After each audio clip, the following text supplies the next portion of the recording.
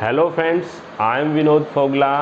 आज मैं आपसे बात करने वाला हूँ इस वीडियो के माध्यम से। मेरे एक यूज़र ने बड़ा ही इंटरेस्टिंग सा सवाल मुझे भेजा है कि मेरे पास मैं जिस कंपनी में नौकरी करता हूँ उस कंपनी का दिया हुआ हेल्थ इंश्योरेंस है पूरे परिवार का, क्या उसके बावजूद भी मुझे हेल्थ इंश्योरेंस और पर्सनल लेवल पर ख़रीदना चाहिए परिवार के लिए। तो आज अपने इसकी डिटेल से बात करते हैं। सबसे पहले देखिए, जब भी आपकी कंपनी आपको हेल्थ इंश्योरेंस देती है तो आपका जॉब किस नेचर का है, आप सरकारी नौकरी में हैं कि प्राइवेट नौकरी में। फ़र्ज़ कीजिए आप प्राइवेट नौकरी में हैं तो हो सकता है आप 1 साल 2 साल या 5 साल बाद जॉब चेंज करें।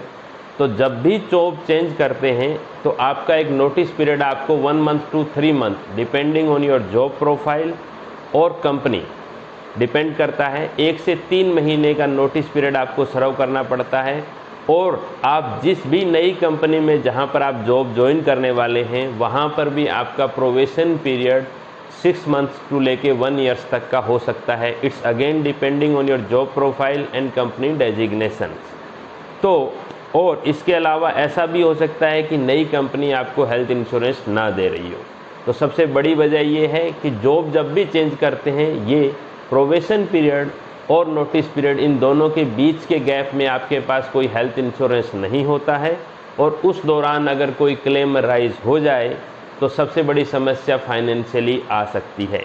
दूसरा, एक लेटेस्ट उदाहरण हमने कोरोना काल के दौरान देखा, जब सबसे ज़्यादा हेल्थ इंश्योरेंस की रिक्वायरमेंट थी उसी दौरान बहुत सारे लोगों की नौकरियां भी चली गई, जॉब चली गई और उस दौरान उनका क्लेम भी आया।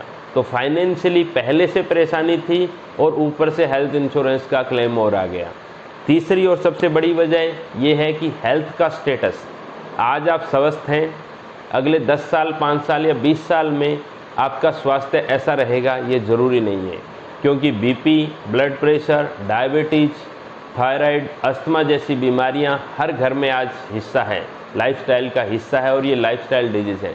तो अगर इनमें से कोई भी बीमारी डायग्नोसिस हो जाती है तो भविष्य में आपको हेल्थ इंश्योरेंस या नहीं मिलेगा या फिर कंपनी कुछ शर्तों के साथ वेटिंग पीरियड के साथ आपको हेल्थ इंश्योरेंस देगी। तो जब आपका हेल्थ स्टेटस अच्छा हो तभी आपको हेल्थ इंश्योरेंस पूरे परिवार के लिए ले लेना चाहिए।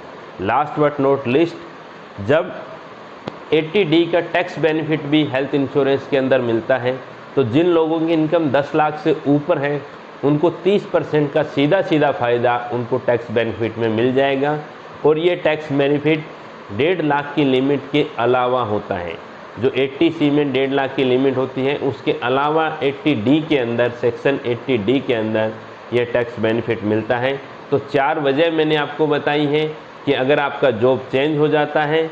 दूसरी वजह है कोरोना काल की वजह से बहुत सारे लोगों की नौकरियां गई, तो आपने एक्सपीरियंस किया होगा, आपने खुद ने या आपके आसपास के लोगों से आपने सीखा होगा। तीसरा, आपका हेल्थ का स्टेटस ऐसा नहीं रहने वाला। और चौथा, टैक्स बेनिफिट।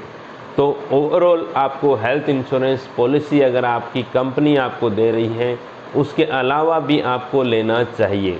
और सबसे बड़ी वजह ये है कि अगर आपकी कंपनी 2 लाख 5 लाख रुपए का हेल्थ इंश्योरेंस देती है उसके बावजूद भी अगर आपने 5 लाख या 10 लाख रुपए का पर्सनल लेवल पे करवाया है तो वो आपको काम आएगा। क्योंकि बहुत सारी बीमारियां ऐसी हैं जो कि कैंसर जैसी बीमारी ऐसी है जिनमें 25 से 50 लाख रुपए तक का हेल्थ इंश्योरेंस का क्लेम आता है।